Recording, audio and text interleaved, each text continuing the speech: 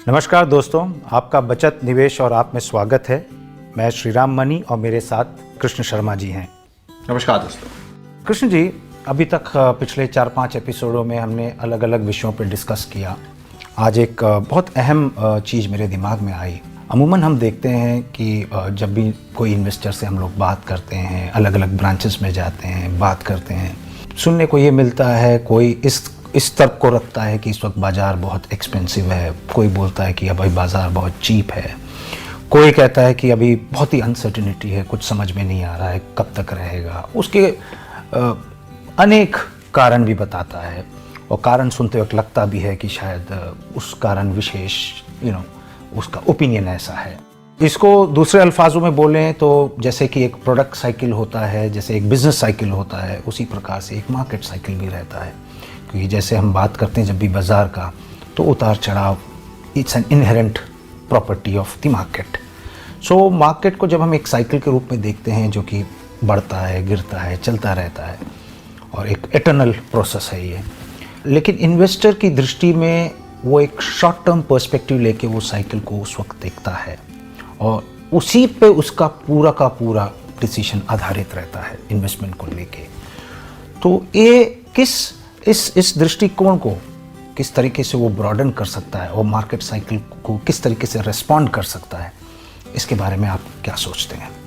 शिवराम जी, आपके प्रश्न के जवाब में मैं आपसे एक ही बात कहूँगा कि एक इन्वेस्टर के जीवन में या इन्वेस्टमेंट वर्ल्ड जो दुनिया में है, इसमें जितने भी आज तक शोध हुए हैं, इसमें ये सबसे चुनौतीपूर्ण प्रश्न है कि बाज़ार किस अवस्था से, किस दौर से गुजर रहा है। न केवल बाज़ार, इकोनॉमी भी। इकोनॉमी में विभिन्न प्रकार के एसेट्स होते हैं। गोल्ड एक एसेट है, स्टॉक्स एक एसेट है, बॉन्ड्स एक एसेट है, प्रॉपर्टी रियल एस्टेट भी एक प्रकार के फिजिकल एसेट्स है।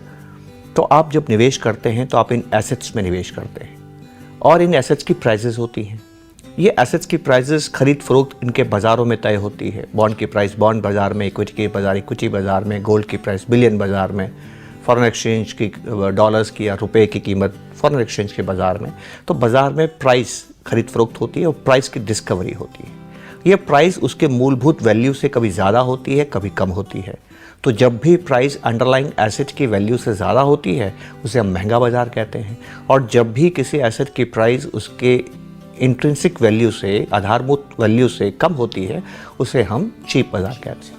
ये तो रही इकोनॉमिक्स की बात। ज़्यादातर इन्वेस्टर्स को, रिटेल इन्वेस्टर्स को खासकर ये बात समझ में नहीं आती है। रिटेल इन्वेस्टर्स, बुरा ना माने जो मेरी बात सुन रहे हैं, वो हद दर्जे का आलसी होता है। हद दर्जे का आलसी होता है। वो कितना आलसी होता है इसका एक उदाहरण मैं आपको देता हूँ। आप मुझे ईमानदारी से जवाब दीजिएगा। आप टीवी देख रहे हैं और टीवी देखते हुए आपको प्रोग्राम अच्छा नहीं लग रहा है, आप क्या करेंगे? चेंज करेंगे। आप चेंज करेंगे। और जब आपको चेंज करने की इच्छा होगी, उस वक्त रिमोट नहीं मिल रहा है, क्या करेंगे? रिमोट नहीं मिल रहा है और आपको प्रोग्राम चैनल चेंज करना है, अब आप क्या करेंगे? स्विच ऑफ कर देंगे। स्विच ऑफ कर देंगे। बड़ा मज़ेदार जवाब आपने दिया, पर आप चैनल चेंज नहीं करेंगे। इच्छा क्या थी? चैनल चेंज करने की। देखिए इंसान कितना आलसी है।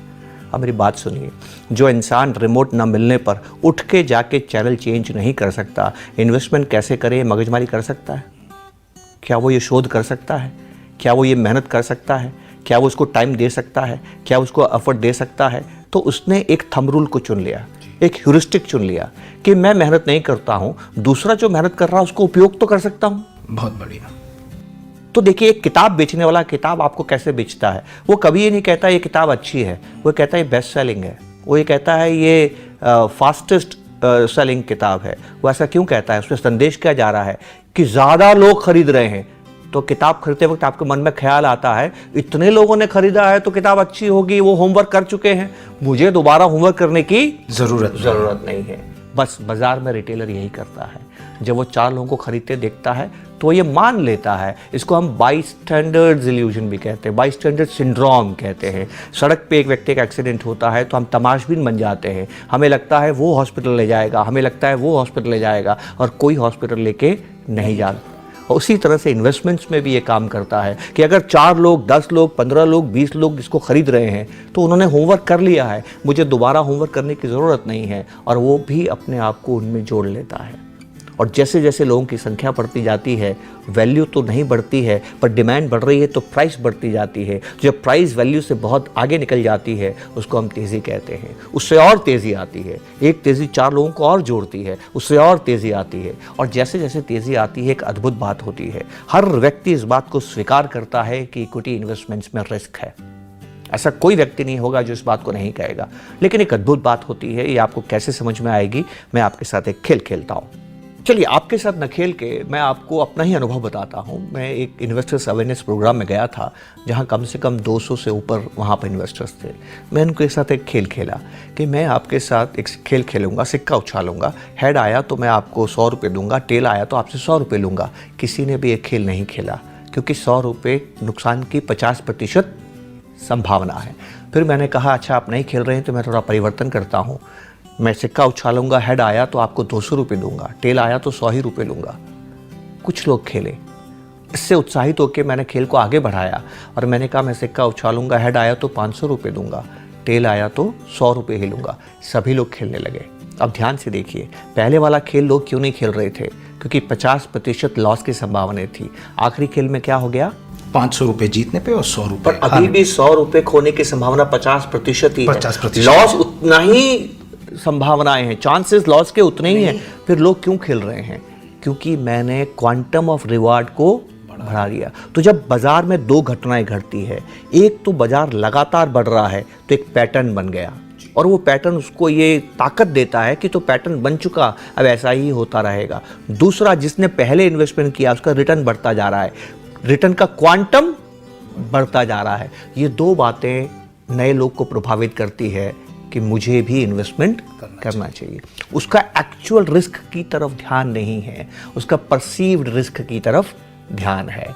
तो बढ़ते मार्केट में लोग बढ़ते चले जाते हैं, लेकिन जब बाजार गिरना शुरू होता है, याद कीजिए हमारे पुराने एपिसोड्स में, ये वैसा ही है जैसे शेर आ गया। क्योंकि money loss is a life loss, और लाइफ लॉस में आप फाइट नहीं करते हैं, फ्लाइट करते हैं। यहाँ पर भी लोग उसी प्रिंसिपल से काम करते हैं, फ्लाइट करते हैं, बाजार से भाग जाते हैं। आपको करना क्या है?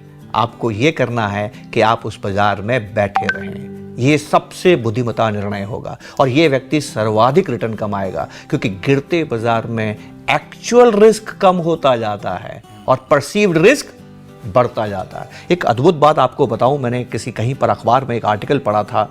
यूरोप में, नॉर्दर्न यूरोप में वो सोलर बियर और ब्राउन, ये जो ग्रिजली बियर हैं, इनसे काफ़ी लोग हताहत हुए हैं। ये लोगों पे हमला कर देते हैं और ये बहुत तेज़ भागते हैं। तो अगर जंगलों में आपको कभी ग्रिजली बियर मिल जाए या सोलर बियर मिल जाए तो आपका उनसे बचना बहुत मुश्किल है और वो इंसानों पर अटैक भी कर देते हैं। तो साइकोलॉजिस्ट ये कहते हैं, एनिमल साइकोलॉजिस्ट ये कहते हैं कि अगर आप उनसे बचना चाहते हैं तो उसका सबसे अच्छा तरीका है स्टैंड टॉल, और टॉल खड़े होते हुए अपने दोनों हाथ हवा में जितना ऊपर उठा सकें उठा दें, अपने पैरों को, एड़ियों को जितना उठा सके उठा दें और ज़ोर से आवाज़ करें। जब बियर ये देखता है कि आपकी लंबाई और ऊंचाई उससे भी ज़्यादा है तो वो चला जाता है। यही बात बाज़ार में आपको सीखनी है। गिरते बाज़ार में स्टैंड टॉल, फेयरलेस, और इतिहास गवाह है कि जिसने ऐसा किया है उसने दौलत बनाई है। आज ही समझ में आया कृष्ण जी कि जैसे जंगल में बेर का सामना डट कर करना चाहिए, उसी तरीके से बाजार में बेर का सामना बुल बन के डट के रहना चाहिए। शर्मा जी, जैसे आप मार्केट साइकिल्स के बारे में बता रहे थे, तो क्या इस विषय में म्यूचुअल फंड भी सहायक हो सकता है एक निवेशक के लिए? शिवराम जी, एक बात तो समझ लीजिए कि बिजनेस साइकिल्स और बिजनेस साइकिल से प्रभावित होती हुई मार्केट साइकिल्स शाश्वत हैं। वो हमेशा किसी भी राष्ट्र में, किसी भी बाजार में रहने वाली है, उनसे बचा नहीं जा सकता। और हम बात कर चुके हैं कि एक निवेशक बहुत से घटकों से प्रभावित होता है।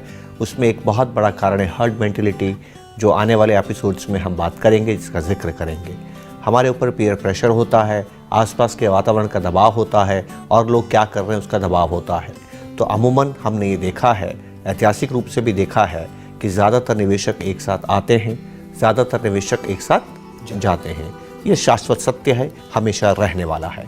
म्यूचुअल फंड्स में आपको इसका सामना करने की अद्भुत क्षमता देता है। म्यूचुअल फंड्स की एक तरीका है निवेश करने का, जो पिछले एपिसोड्स में हम बात कर चुके हैं, SIP, systematic investment plan. SIP हमें ये संदेश देता है कि आप कितने समय के लिए निवेश कर सकते हैं, उतने समय के लिए हर महीने एक तयशुदा रकम, हर 3 महीने में एक तयशुदा रकम, जो भी समय आप लेना चाहें, हर सप्ताह, हर महीना, हर 3 महीना, जो भी आप लेना चाहें, एक तयशुदा रकम हर बार लंबे समय तक निवेश करते रहेंगे, बिना ये घबराए कि बाजार कौन से साइकिल के दौर से गुजर रहा है। तो SIP आपको एक अद्भुत क्षमता प्रदान करता है, अनुशासन प्रदान करता है, रुपी कॉस्ट एवरेजिंग प्रदान करता है। जब बाजार कमज़ोर होता है तो ज़्यादा यूनिट्स आपके लिए लेके आता है, जब बाजार बहुत ज़्यादा तेज़ होता है तो आपका निवेश उतना ही रहता है, बढ़ता नहीं है। तो ये तमाम जो फ़ायदे हैं SIPs के, वो बिजनेस साइकिल्स को राइड करने के लिए आपको मदद देता है। और मैं आपको एक बहुत ही सुख देने वाली बात कहूँगा कि अगर आप एक SIP इन्वेस्टर हैं और आप बिजनेस साइकिल से गुजर रहे हैं, आप एक मार्केट साइकिल से गुजर रहे हैं, तो ईश्वर को प्रार्थना करिए कि उतनी ज़्यादा मार्केट साइकिल्स आएँ जितना कि इस समय में आ सकती हैं। जितनी ज़्यादा साइकिल्स आएंगी, जितना ज़्यादा उतार चढ़ाव होगा, जितना ज़्यादा विचलन होगा, उतना आपके SIP का रिटर्न सुपीरियर होगा। ये सबसे अद्भुत बात है। तो मार्केट साइकिल्स हमेशा रहेंगी, मार्केट साइकिल्स हमें प्रभावित करेंगी, मार्केट साइकिल्स हमें एक कमज़ोर निवेशक बनाएंगी। हम महंगा खरीदेंगे, सस्ता बेचेंगे, उल्टा काम करेंगे, हम हर वो काम करेंगे जो हमें नहीं करना चाहिए। अगर हम इससे बचना चाहते हैं तो म्यूचुअल फंड की SIP सबसे सुंदर व्यवस्था है। मैं तो ये कहूँगा कि आपकी हर समस्या का वो एक समाधान है। इसी के साथ इस एपिसोड को यहीं ख़त्म करते हैं। Thank you very much. Mutual fund निवेश बाजार के जोखिमों के अधीन हैं। योजना से जुड़े सभी दस्तावेजों को ध्यान से पढ़ें।